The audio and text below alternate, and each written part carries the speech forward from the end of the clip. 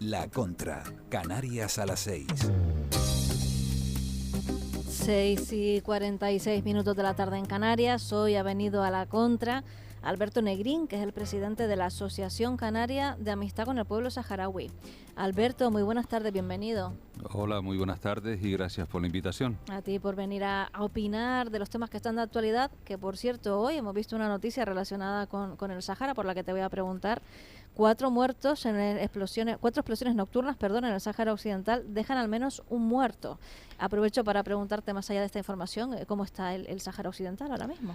Bueno, empezando por esa información, nosotros lo que hemos recabado desde las autoridades saharauis es que esa información de bombardeo en Esmara no ha existido. Sí es verdad que el Ejército de Liberación Saharaui ha estado bombardeando. Y recordemos que desde el 13 de noviembre de 2020 se rompió el alto el fuego por parte de Marruecos y esta guerra pues ha estado ahí, aunque silenciada en muchas ocasiones. Y por las noticias que nos dan los responsables saharauis, incluso el propio Ministerio de Defensa saharaui, esos bombardeos solo se han producido en destacamentos militares, no en la ciudad de Esmara. Ellos nos constatan esto y es la información que tenemos. Y de muertos por los activistas saharauis que están en la región de Esmara, del Sahara ocupado, no tenemos noticias de esos fallecimientos, pero esas las últimas noticias ha sido en la madrugada de anoche y no tenemos más noticias. Respecto a la situación del Sahara Occidental, pues esto mismo que estaba comentando, ¿no? El alto el fuego se rompió desde hace varios años, desde el 13 de noviembre de 2020, pues el ejército marroquí, defendido, y por ese muro de vergüenza, defendido por más de 160.000 soldados, y hay una guerra abierta entre los saharauis, el Frente Polisario y Marruecos. Y bueno, la situación de los saharauis de las zonas ocupadas pues siguen siendo reprimidos y violados sus derechos humanos, y la otra parte que están los campamentos refugiados pues sigue necesitando de ayuda y una situación en un campo refugiado de más de 40 y tantos o 47 años, ¿no? Entonces, bueno, la situación no es pues para ninguna de las partes de los saharauis pues en estos momentos bastante crítica, ¿no? Pero bueno, seguiremos desde nuestras entidades de apoyo al pueblo saharaui, tanto aquí de Canarias como del resto del territorio, pues seguimos ayudándole en todo lo que nosotros podamos. Tienes toda la razón, hay guerras de las que hablamos y hay otras de las que no, como esta que se nos estás contando hoy en día, nos estás actualizando en el Sáhara Occidental con una ocupación, ¿verdad?, por parte de Marruecos en una zona y de la que se habla poco, se informa poco, por desgracia. Pues sí, es una guerra que, como bien decía, desde el 13 de noviembre que se rompió el alto el fuego por parte de Marruecos, pues ha sido una guerra donde en los últimos tiempos también ha sido apoyada militarmente por ese acuerdo bilateral con Israel y Marruecos, y con tecnología de drones y demás hacia el ejército saharaui. Han habido víctimas militares por parte de ambos bandos, ¿no? Y bueno, que incluso el propio gobierno marroquí lo ha negado, aunque ya en los últimos tiempos pues ya lo está medio reconociendo, ¿no? Es una cuestión que nos da tristeza, como el tratamiento incluso de las autoridades europeas y españolas, ¿no? Esto viene como todos sabemos, fue una invasión de Marruecos en el año 75 al Sahara Occidental, y es una invasión que así está reconocida y ocupada militarmente por el ejército marroquí, y reconocida, como decía, en las Naciones Unidas, y lo podemos comparar perfectamente con la invasión a Ucrania. Pero el tratamiento que se le da por parte de las autoridades españolas a la invasión a Ucrania es totalmente diferente, casi contraria a lo que se hace con la invasión de Marruecos hacia el Sáhara Occidental, donde en este caso España y el gobierno y el presidente de España se pone totalmente hacia un lado y apoya al invasor, al gobierno de Marruecos. Entonces, pues es esa cuestión que nos preocupa, ¿no? También hay ahora mismo polémica por lo que está sucediendo en Gaza, con también invasión por parte de Israel de territorio palestino desde hace muchísimos años, sin justificar para nada el terrorismo por parte de Hamás. Estamos viendo cómo Israel está cometiendo un auténtico genocidio en territorio gazatí, con miles y miles de personas muertas. ¿Qué te parece este asunto? Pues bueno, lo mismo, tristeza, ¿no?, de que se supone que es un país democrático apoyado por grandes potencias como Estados Unidos y demás, Israel, Por supuesto que condenamos rotundamente toda cuestión terrorista, ¿no? Sea de un lado o de otro, pero no podemos ponernos al mismo nivel cuando un grupo terrorista pues hace este tipo de acciones, ¿no? Me refiero hacia Israel, pues, y es contestado con una rotundidad y una desmesurado invasión militar y bombardeo, ¿no? Yo creo que bueno, que habrían otras formas y otras formas de actuar en esos territorios. Y es la injusticia, ¿no? De que a veces no priman los derechos humanos y el respeto a todos ellos, sino otros intereses que están por encima, vamos, por encima de todos estos derechos humanos y el valor de la propia vida humana, ¿no? Alberto, volviendo a Canarias y relacionado también con todo lo que ocurre en el continente vecino, porque no deja de ser un detonante de esa huida de muchas personas que tratan de buscar un futuro mejor, que vienen a las islas y bueno, vemos ahora cómo el gobierno central está tratando de derivarlos también a instalaciones del Estado en la península. ¿Qué te parece? ¿Cómo ves tú el asunto migratorio en Canarias? Bueno, el asunto migratorio, la verdad que también como canario hablo, nos da tristeza, ¿no? De que pues todos estos jóvenes y niños, ¿no? Y migrantes en general, ¿no? Pues tengan que emigrar desde el continente africano, ¿no? Muchas veces también con errores de dónde llegan, ¿no? Nos consta que salen muchos cayucos y pateras desde el Sáhara Occidental, que a veces no se nombra, sino que salen de Marruecos, pero en realidad desde el Sáhara Occidental, un país o una región pendiente de descolonizar, ¿no? Del Sáhara Occidental.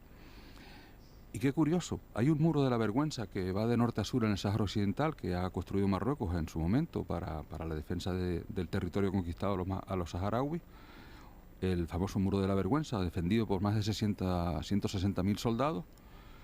Pero curiosamente, todas estas migrantes que vienen de Senegal, de Mali y de otros países africanos cruzan ese muro que es infranqueable para otros, pero no para estas personas, ¿no? Por lo cual entendemos que hay mafias que dejan cruzar eso y salir de estos territorios, ¿no?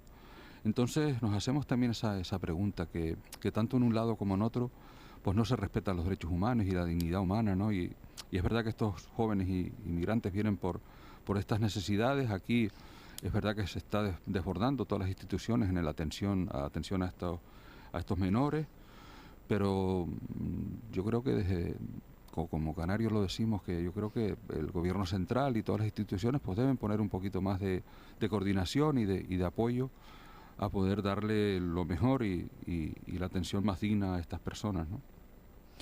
Hoy, o esta misma tarde, hemos conocido que el número 3 del PSOE, Santos Cerdán, se ha reunido con Carles Puigdemont para avanzar hacia una nueva legislatura, para investir como presidente del gobierno central a Pedro Sánchez. Previamente hemos asistido a esa escenificación del acuerdo entre Sánchez y la líder de Sumar, Yolanda Díaz. En cualquier caso, la pregunta, Alberto, es ¿cómo lo ves? ¿Crees que habrá legislatura, próximo gobierno de coalición a la izquierda de nuevo o no, que les costará un poquito más? Pues la verdad es que en eso no lo sé, sinceramente. La verdad que, y hablo ahora como responsable de la asociación que, como muchas, defendemos el derecho de autodeterminación del pueblo saharaui y sus derechos humanos, nos da tristeza de que en lo que Yolanda Díaz pues promulgó en su campaña electoral del apoyo incondicional a la causa saharaui y la autodeterminación no haya aparecido en ese acuerdo de mínimos con el presidente Sánchez o con el Partido Socialista.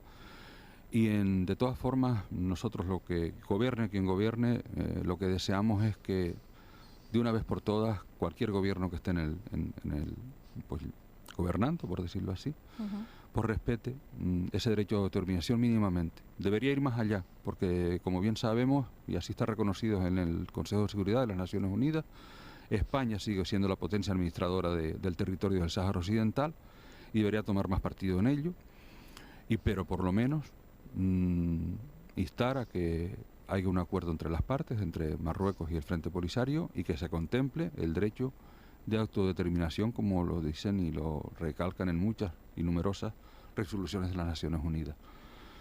Y que ningún gobierno, sea el de Pedro Sánchez o presidente, pues se salten esas cuestiones o quieran saltárselas y se vayan a cuestiones que de una parte, sino que por lo menos sean neutrales y que quien decide y quien toma estas decisiones en este caso tiene que ser el pueblo saharaui. No puede nadie tomar decisiones de este tipo como hizo Pedro Sánchez, por ningún movimiento como de liberación como puede ser el Frente Polisario, legítimo representante del mismo, así reconocido también por las Naciones Unidas. Históricamente la corona marroquí ha tenido buenas relaciones con la corona española. Te lo pregunto porque mañana jura la Constitución española la princesa Leonor. Bueno, lo que parece o se prevé su camino también a suceder a su padre como futura reina de España. ¿Qué te parece? Bueno, ya puedo entrar en una cuestión personal y no me molesta decirlo, ¿no? Y me hubiese gustado que no jurase la Constitución y volviésemos a lo que cuando se implantó la democracia en España en los años 70 y pico, volviésemos al anterior, después del régimen de dictadura, que era una república democrática. Y yo creo que, bueno, es lo que se debería, entiendo yo, desde mi punto de vista muy personal, por supuesto, y es lo que entendemos que es el futuro de cualquier país democrático, o sea, una república, no tenemos por qué tener una monarquía. Sí, por supuesto respetando a los que pueden opinar que una monarquía es lo ideal para este país, pero yo entiendo que no. En cualquier caso, me quedo con el título de la canción que has elegido para terminar la sección de hoy. Todo va a estar bien. Cuéntanos por qué, Alberto. Bueno, pues por mis convicciones un poco no religiosas, sino yo entiendo que hay un ser supremo por encima de todo esto y que a pesar de todas estas cuestiones en el mundo y todo lo que está pasando de guerras, más, todo ser humano tenemos que luchar y vivir porque todo esté mejor entre relaciones humanas entre personas y también con países y con todo lo que se pueda producir a nivel de todo el mundo, ¿no? Y es un poco esta canción, pues me recordó eso, ¿no? Un poco viendo los temas a tratar, ¿no? De que al fondo tenemos que luchar porque todo esté bien y la armonía entre los seres humanos vuelva de una vez por todas. Pues con ese mensaje, con esta canción, todo va a estar bien. Nos quedamos hasta las noticias de las 7. Alberto Negrín, presidente de la Asociación Canaria de Amistad con el Pueblo Saharaui. Muchas gracias, Alberto, y toda la suerte del mundo. Gracias a ustedes. Está al descubierto, siento que mi barca está muy lejos de su puerto. ¿Por qué será que ya no sale el sol en mis días?